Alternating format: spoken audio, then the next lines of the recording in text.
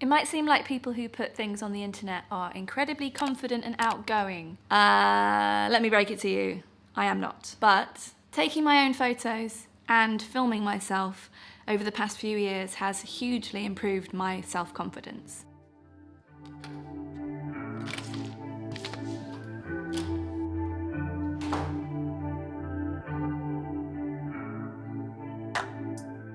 Today I'm in Manchester for what has to be the first time in 4 years. I'm here for a book launch. One of my best friends, Jane Claire Bradley, is launching her first novel. It's called Dear Neighbour, and you absolutely have to go and get a copy right now. So I drove up from Bristol today and I'm staying at a place called Native. And with a few hours to spare before the launch and this very beautiful location to enjoy, I thought it would be a good opportunity to show you how I take my own photographs.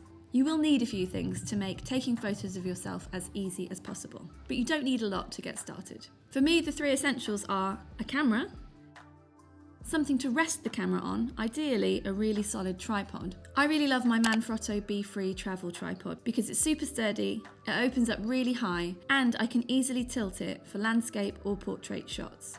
If you do have a tripod and it doesn't do that, then you can just get an L bracket like this one. It's really helpful to be able to see the photo you're taking as you're taking it. So if your camera has Wi-Fi or Bluetooth connectivity, you should be able to connect to your phone and use your phone as the shutter release. I'm a big fan of this Aodelan Pebble wireless shutter release. The receiver plugs into my Canon R6, and with my phone connected to the camera, I can use that to compose my shots and the Pebble transmitter to trigger the shutter. It's a good idea to set a delay on your shutter release so that you do have time to hide your phone or hide your shutter release button if you don't want them showing in the picture.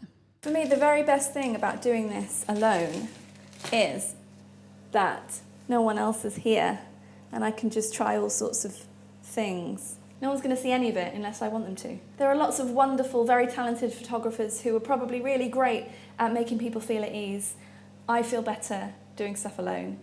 And doing this over the past few years has improved my self-confidence in front of the camera just so much.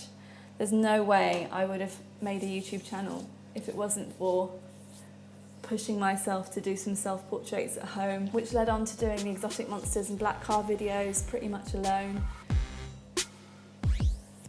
Self-portrait photography is a gateway drug. You never know what you're going to be doing next.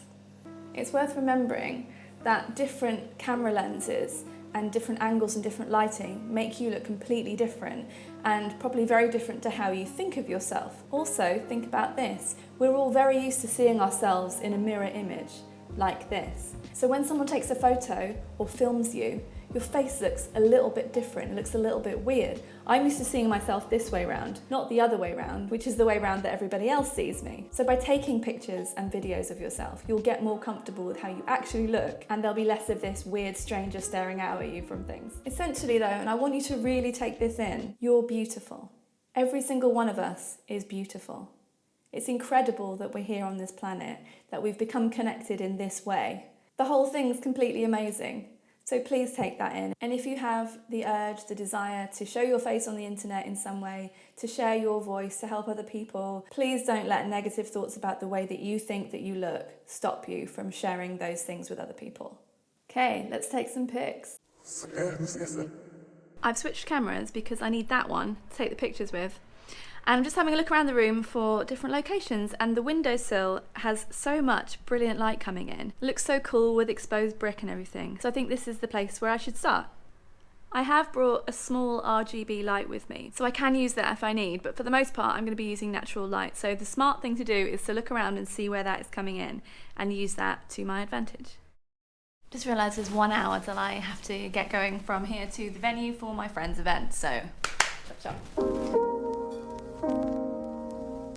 Might not be time for loads of pics, but more than none. More than none is good. Okay.